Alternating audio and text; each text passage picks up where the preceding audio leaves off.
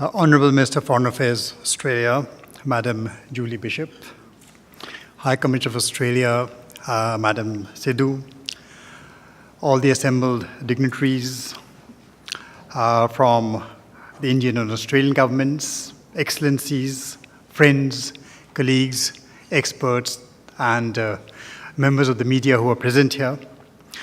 I'm delighted to welcome you to the second Indo-Pacific Oration. Madam Minister, it is indeed a delight that you graced this platform for the inaugural oration in April 2015. That was a time when the world and the Indo-Pacific actually were looking a little bit different. Those were the days when the pivot to Asia was still part of strategic parlance. That was also the time when the Trans-Pacific Partnership was still very much on the go. But even at that time, speaking at this platform, I remember you saying something which I would call prescience, or maybe the bodings of distant thunder which you were really hearing at that point of time. And I'd like to quote from your speech which you gave at that time. And you said, the great challenge of the Indo-Pacific, the great challenge of the Indo-Pacific era isn't the rise of any one power. It is the way in which, for the first time in centuries, we will manage a region which is going to be home to many, many powers, unquote. And looking at the region, call it design, call it a quirk of history, call it an anomaly.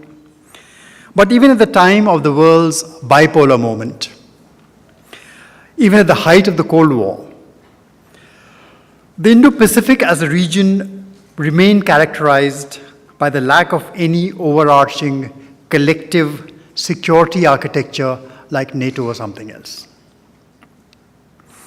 What it continued to have in abundant measure, and what it continues to have today also, was a network of coalitions, of interests that have since been constantly evolving, constantly adapting to the changing realities. And today these very coalitions have, in many ways, come to symbolize, or perhaps I would say be symptomatic of, a far more complex world that has moved beyond the simple binaries of yesterday. And countries in the region, whether it is Australia, Japan, US, of course, which is a big presence, India, all have strong and growing relations with countries around, whether it is Korea, Vietnam, the ASEAN. And they are also compelled, for very much similar reasons, to continue to have a complex relationship with China. And the rise of China, yes, does present a conundrum. Here is an economic relationship that has powered the last few decades in this world. A relationship that has woven itself across the economic pathways of the world, but which has also become a strategic challenge. One, you can use diplomatic language, you can say one that will have to be accommodated, you can say it will have to be nudged,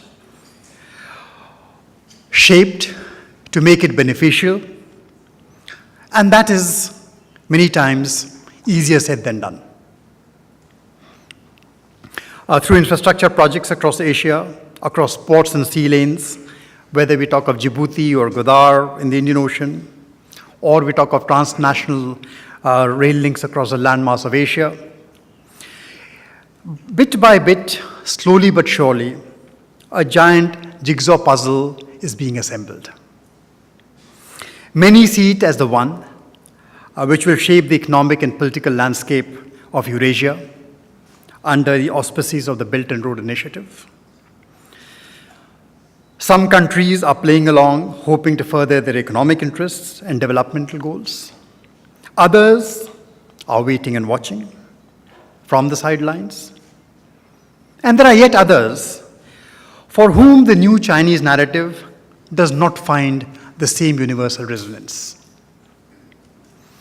India, yes, has chosen to be an outlier. And we must appreciate that the political challenge in India's case is complicated by the disadvantage of a 4,000-kilometer long border, and not to forget, a very restive and niggling Western front, which the dragon is forever ready to stoke and use to his strategic advantage. So India, for one, has chosen to stay away from the Chinese project on valid concerns around sovereignty, financial sustainability, transparency, and ecology. But yes, the rise of China does present a conundrum. Just yesterday, we concluded the 2017 Malabar exercise. 3 aircraft carriers from India, the US and Japan participated. But the participating countries were very careful to skirt any suggestion that these were aimed at any particular country. But what they do represent is the willingness of these countries to embrace a coalition of democracies in order to exercise a security partnership in the region that will secure the maritime commons. Australia could not take part in this year's exercise, but the coming together of India, Japan, and the US is in many ways a pointer to the future. And even as there may be some reluctance to expand the Malabar naval exercise, India has already joined Japan and Australia in a trilateral dialogue, the first of which was held in June 2015, and the third more recently in April 2017. So have our democracies, not alone, but with each other, through treaties, agreements, cajoling, and hand-holding. And through these processes, by building networked security arrangements, continued to hold ground, with the purpose of enforcing norms in the Indo-Pacific and the landmass that is Eurasia. For not to do so would be to allow others to play that role and foist a different version of the New World Order on the region. And speaking of this concert of democracies brings me to my second point. As a democratically elected government in the US repeatedly asserts an America First policy, we are also seeing some flux in the domestic politics of other countries, Japan, Australia. Trump's unwillingness to continue with the predecessor's pivot to Asia, as well as the refusal to endorse the TPP, or perhaps a constant sniping at alliances in the Asia-Pacific region. All that has served to unsettle what were earlier considered some very settled assumptions on the role of the US in the region. So in Japan, Prime Minister Abe faces domestic challenges as he attempts to rewrite the country's constitution in order to reconfigure its closely held pacifist legacy and to try and embrace the emerging reality of far greater self-reliance in future security.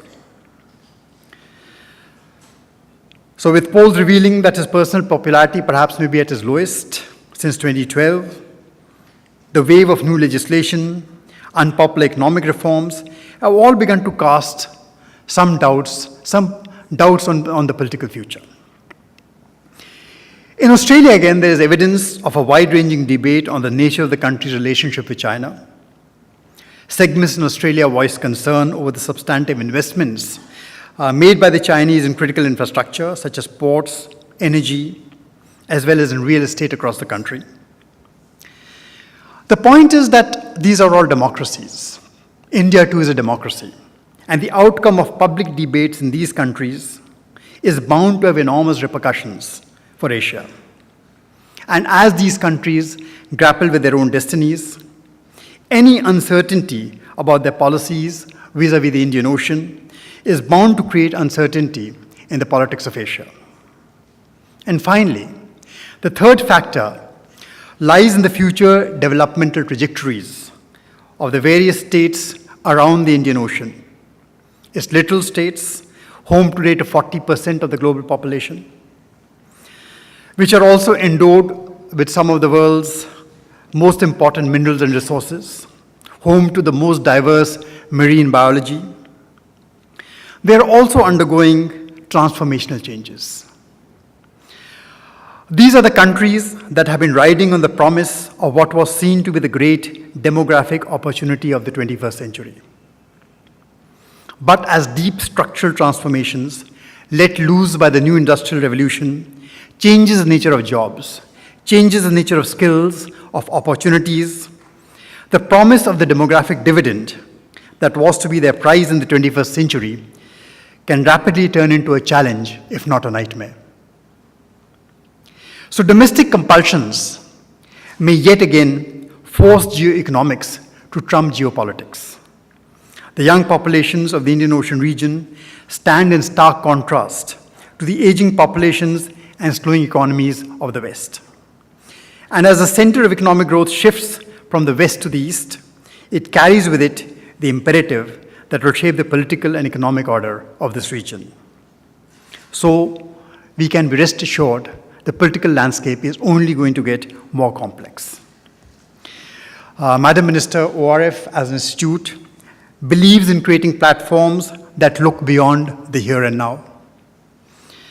Platforms for leaders in the region so that they can engage across countries, articulate their vision, communicate with citizens, communities and policy planners here in India and in the region.